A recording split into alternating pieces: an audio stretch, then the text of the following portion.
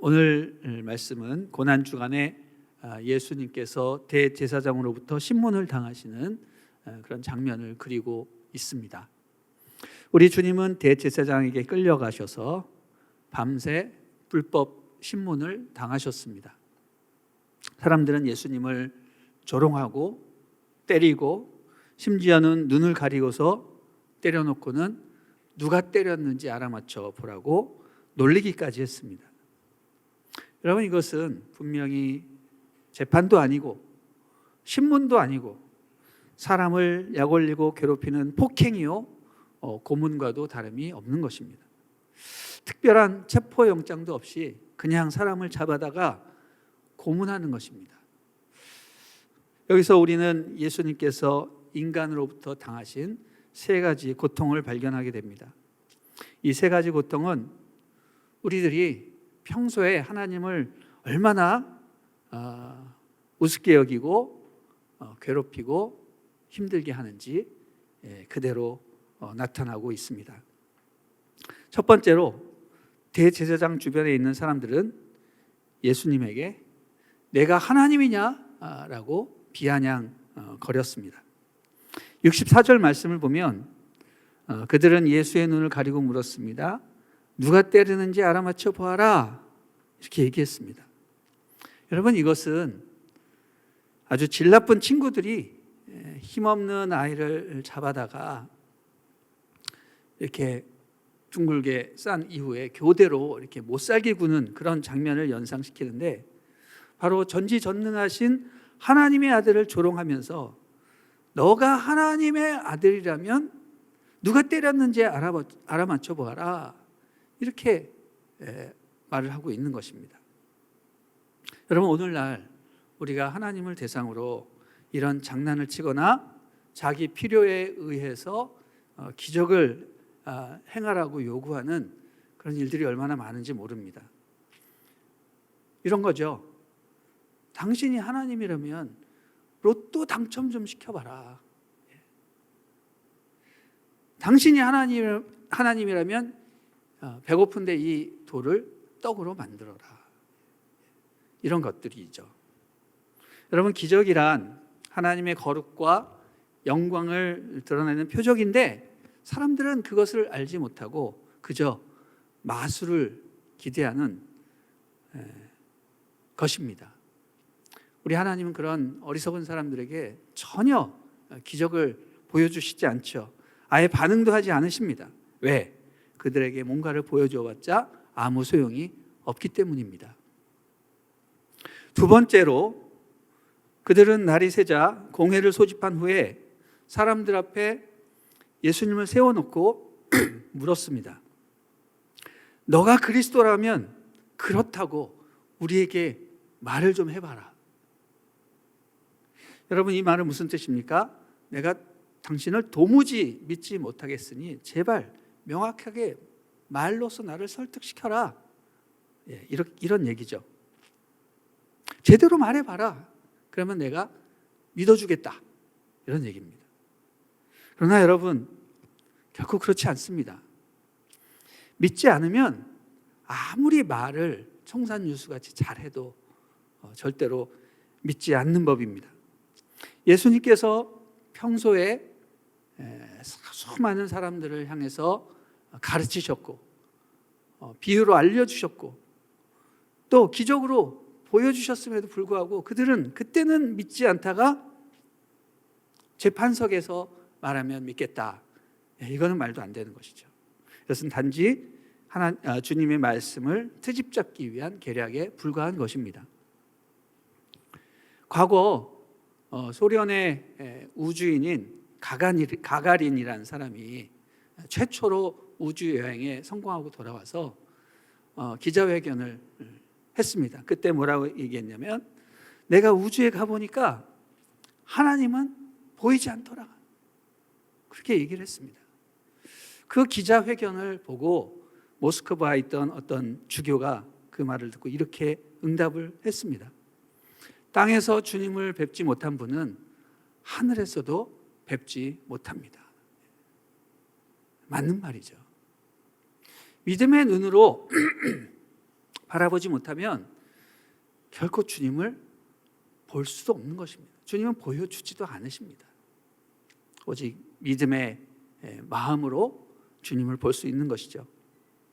그렇기 때문에 예수님께서 그들을 향해서 이렇게 대답하십니다. 내가 너희에게 말을 해도 너희는 믿지 않을 것이다. 이게 바로 예수님께서 지적하신 인간의 완악함, 다시 말해 불신입니다. 불신의 마음을 가지면 내가 무슨 말을 해도 너희는 믿지 않을 것이다. 일단 불신의 마음이 자리 잡으면요, 아무리 말을 잘하고 모든 노력을 다해서 그것을 증명해도 믿어지지 않는 것입니다. 그러나 여러분, 일단 믿으면 그 말이 좀 논리가 허술하고 좀 어눌해도 그 말은 믿어지는 것입니다.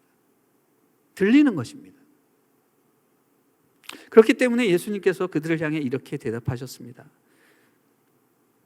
내가 너희에게 말해도 너희는 믿지 않을 것이다.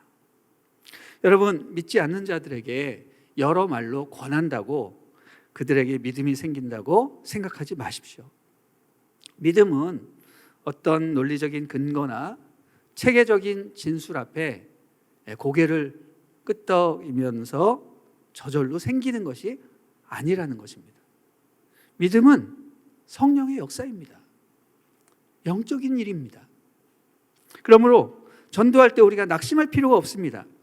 믿지 않아 그들은 받아들이지 않는 것이지 여러분이 말을 못하고 여러분이 능력이 없어서가 아닙니다. 오히려 여러분의 말은 그들에게 증거가 될 것입니다. 나중에 그들의 마음이 돌아설 때 저 사람이 나에게 복음을 전했지라는 그런 증거로 남는다라는 것이죠. 마지막으로 우리가 살펴볼 것은 우리가 예수님께 행한 무례함입니다. 무례함. 67절 하반부 말씀을 보시면 이렇게 되어 있습니다. 그들이 말했습니다. 내가 그리스도라면 그렇다고 우리에게 말해보아라. 예수께서 대답하셨습니다. 내가 너희에게 말해도 너희는 믿지 않을 것이다. 또 내가 너희에게 물어보아도 너희는 대답하지 않을 것이다. 아멘.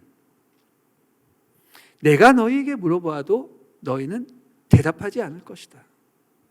여러분, 사람이 뭔가를 물어보는데 대답하지 않는 것처럼 무례함이 세상에 또 어디 있겠습니까? 모르면 모른다, 알면 알다라고 말을 해줘야지. 상대방에게 아무 답을 하지 않으면 무슨 뜻입니까? 그 상대방이 그냥 없는 셈 치는 것이죠. 우리는 간혹 사람이 말을 거는데도 대답을 하지 않는 경우가 종종 있습니다. 언제 그러죠? 내가 뭔가를 한참 막 깊이 생각하고 있을 때 주변에서 말을 걸어도 대답을 하지 않습니다. 가끔 제가 제 아내한테 많이 혼나는 부분이 이겁니다. 밥을 먹고 막 뭔가를 생각하고 있는데 옆에서 말을 거는데 계속 말에 대답을 안 하고 밥만 먹고 있는 거예요. 제 아내가 꽥 소리를 지르죠. 나를 무시하는 거냐고. 그때 이제 정신이 들어가지고 무슨 얘기했냐고 하는 정도가 종종 있습니다. 내가 무슨 생각이 꽉 차 있을 때 그러면 모른 채 하게 되는 것이죠. 또 언제 그럴 수 있습니까? 상대방하고 말하기 싫을 때 이렇게 못 본 채 하는 것이죠. 그럼 굉장히 사실 무례한 것이죠. 그 사람하고 말하기 싫어서 이렇게 도망가는 그런 것입니다. 여러분, 어쨌든 이 두 가지 모두가 상대방을 상당히 배려하지 않고 무시하는 처사인데, 그래서 우리가 하나님께서 우리에게 말을 걸어오려고 하셔도 우리가 그때 우리 마음속에 우리로 가득 차가지고 생각을 하고 있으면 하나님께 응답을 하지 못하게 됩니다. 그러므로 분주함과 자기 생각으로 꽉 차 있음, 그리고 혼잡함, 이런 것들은 하나님 앞에 일종의 죄가 될 수 있는 것이죠. 주님께 바로 응답을 해야 되는데 응답을 할 수 없기 때문입니다. 그렇기 때문에 우리는 하나님이 부르시고 하나님이 말씀하시면 언제나 응답하기 위해서 일종의 어떤 훈련을 해야 됩니다. 그것은 어떤 훈련입니까? 평소에 침묵 훈련을 하는 것입니다. 그리고 계속 기도를 하고 있어야 하는 것입니다. 그리고 일상에 하나님을 향한 시간들을 두기로 연습하는 것이죠. 여러분, 침묵이란 자기를 비우는 훈련입니다. 그냥 말을 안 하고 가만히 있는 것이라기보다는 자기 자신을 자꾸 비워내는 것이죠. 가만히 있을 때 내가 잡생각에 빠지지 않고 하나님께 집중하는 상태로 계속 켜놓는 겁니다. 로그온 해놓는 것입니다. 내가 다른 것에 접속하지 않고 하나님께만 접속하겠다고 이게 로그온 해놓고 계속 기다리는 훈련이 바로 침묵 훈련이죠. 내 안에 내가 너무 많고 내 생각에 꽉 차 있으면 우리 하나님이 들어올 틈이 없는 것입니다. 그러면 하나님을 자꾸 제껴두게 되는 것이죠. 그리고 우리가 오늘과 같이 새벽 기도라든지 철야 기도라든지 금식 기도라든지 정기적으로 시간을 두고 기도하는 것은 자기의 생활을 분주함과 혼잡함의 일상에 빠지지 않게 하는 것입니다. 이것을 우리는 거룩한 루틴이라고 하죠. 루틴이 뭡니까? 일상 계속 반복되는 것이죠. 일상적으로 허드렛 일들이 계속 반복되는 것을 루틴이라고 하는데, 그런데 이 반복되는 일상의 일을 하나님 앞에 거룩하고 뭔가 의미 있는 것으로 하기 위해서 우리는 어떻게 해야 되느냐? 바로 기도와 묵상과 예배라는 어떤 영어로 하면 리추얼이라고 하죠. 루틴을 리추얼로 바꿀 수 있는 영성이 있어야 되는 겁니다. 거룩한 사람은 루틴으로 놔두지 않고 리추얼로 바꾸는 사람이에요. 리추얼을 통해서 우리 하나님께서는 영광을 받아주시고 또 우리의 삶을 거룩하게 변화시키시는 것이죠. 여러분, 이게 분주하고 정신없는 현대생활에 얼마나 필요한지 모릅니다. 우리가 꼭 수도원에 갈 필요가 없는 거예요. 우리가 수도사적인 삶을 거룩한 루틴, 리추얼로 바꿔서 우리가 일상을 살아가면서 그것을 행하면 우리의 삶이 바뀌게 된다는 것입니다. 이제 조만간 우리가 기쁨의 50일을 하면서 이것을 우리 교회적으로 수행을 하게 될 것입니다. 여러분, 그것을 받아보시고 기쁨으로 수행을 해보십시오. 그럼 여러분의 일상이 바뀌게 됩니다. 여러분의 분주함 가운데서 여러분이 어떤 영적인 의미를 찾게 되고 하나님의 음성을 듣게 되는 축복을 얻게 되는 것입니다. 그동안 우리는 우리 주님께 너무 소홀히 했음을 고백하지 않을 수가 없습니다. 그동안 우리 주님께서는 백성들로부터 너무 많이 따돌림을 당하셨어요. 바쁘고 분주하고 나 중심의 삶을 사다 보니까 내 삶의 우선순위가 내가 돼버렸어요. 하나님이 아닌 거예요. 그러니까 하나님을 따돌리는 거죠. 그럼 이것을 깨닫는 것이 아주 중요한 것입니다. 예수님은 소위 재판석이라고 볼 수 있는 이 공회에서 예수님께 인간들이 저지르고 있는 세 가지 범죄에 대해서 말씀을 하셨습니다. 하나님의 아들을 조롱하고 비아냥거리고 그리고 불신하고 무시하고 있는 것입니다. 그래서 주님이 뭐라고 말씀하시는지 아십니까? 우리 69절 한번 읽어보도록 하겠습니다. 69절 같이 읽어주십시오. 시작. 그러나 이제부터는 인자가 전능하신 하나님의 오른편에 앉게 될 것이다. 그러나 이제부터는 인자가 전능하신 하나님의 오른편에 앉게 될 것이다. 여러분, 이 말씀이 무슨 뜻입니까? 지금까지 너희들이 나를 재판석에 데리고 와서 불법으로 신문하고 고문하고 폭행하고 무시하고 조롱을 했지만 이제부터는 내가 너희들을 하나님의 재판석에 소집해서 너희를 심판할 것이다. 이렇게 말씀하시는 겁니다. 놀라지 말아라.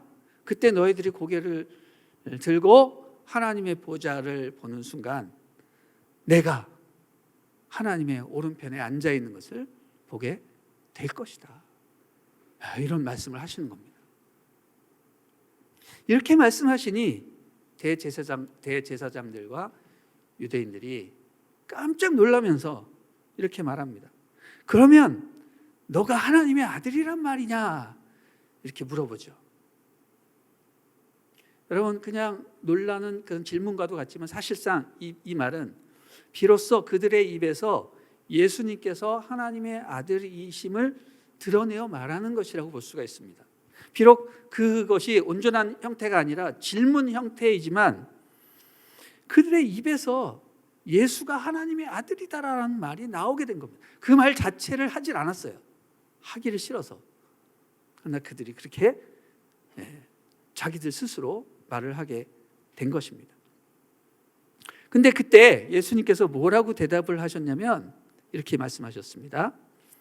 70절 하반부에 내가 그라고 너희가 말하고 있다 이렇게 대답하셨습니다. 좀 약간 어려운 표현이죠. 내가 그니라 뭐 이렇게 얘기하면 되는데 내가 그라고 너희가 말하고 있다 이렇게 해서 돌려서 대답을 하셨습니다. 왜 예수님께서는 그래 내 말이 맞다 내가 바로 메시아다라고 얘기하지 않으시고 내가 그라는 것을 너희가 말하고 있다라면서 간접적으로 표현을 하셨을까요? 여러분, 우리 예수님은 자신이 메시아임을 드러내기 위해서 그들이 그렇게 얘기했을 때 맞다! 내가 바로 너희가 말한 그 예수야! 내가 예수야! 라고 말하지 않으셨다라는 것입니다. 오히려 그렇게 얘기하지 아니하시고 뭐라고 얘기하셨냐면 너희가 내가 그리스도임을 알아보는 것은 당연한 것이다 라는 투로서 말씀을 하신 것이죠. 여기서 우리는 한 가지 중요한 사실을 깨닫게 됩니다. 우리 주님은요 자신의 신적인 정체성을 증명하기 위해서 일부러 노력하지 않으셨음을 보게 됩니다. 세례 요한이 예수께 찾아와서 당신이 우리가 기다리던 바로 그 메시아이십니까? 라고 물어봤을 때도 그때 그래 내가 너희가 기다리는 바로 그 사람이다 나를 믿어라 라고 말씀하시지 않으셨어요. 그때 뭐라고 얘기를 하셨냐면 좀 약간 수수께끼 같은 답을 하셨죠. 눈먼 자가 눈을 뜨고 안진뱅이가 걸으며 나병 환자가 깨끗함을 받고 귀머거리가 듣고 죽은 자가 살아나고 가난한 자들에게 복음이 전파된다고 해라. 이렇게 얘기하셨습니다. 여러분 이게 도대체 무슨 말입니까? 이 말은 예수님께서 말로써 자기 자신을 증명하시는 것이 아니라 구약 이사야서 61장이 메시아장이거든요. 그 이사야서 61장을 그대로 언급하면서 내가 바로 그 말씀을 성취하고 있는 자가 아니냐라고 하시면서 행함으로 보여주신 것입니다. 이처럼 예수님은 자기의 메시아 되심을 대놓고 증명하시는 분이 아니라 그냥 행동으로 자연스럽게 보여주신 분임을 깨닫게 됩니다. 그렇습니다, 여러분. 우리 예수님은요, 자신을 증명하려고 하시지 않고 그냥 저절로 보여지는 삶을 사셨다라는 것이죠. 여러분, 진리는요, 증명하려고 노력할 필요가 없는 거예요. 그냥 진리는 보여지는 겁니다. 그냥 보여지는 거예요. 증명하지 말고 보여줘라. 굉장히 생각하면 생각할수록 감동이 되는 말씀입니다. 증명하지 말고 그냥 보여줘라. 여러분, 우리는 얼마나 우리의 잘남과 남보다 탁월함과 또 괜찮은 사람임을 드러내고 증명하려고 노력하며 살아가고 있습니까? 내가 드러나지 않고 내 실력이 입증되지 않으면 우리는 때로는 낙심하고 심지어 화를 내기도 합니다. 우리 말의 대부분이 다 이런 것이 들어 있습니다. 나를 좀 알아달라. 나는 이런 사람이다. 나를 좀 믿어달라. 나에게도 좀 박수를 좀 쳐달라.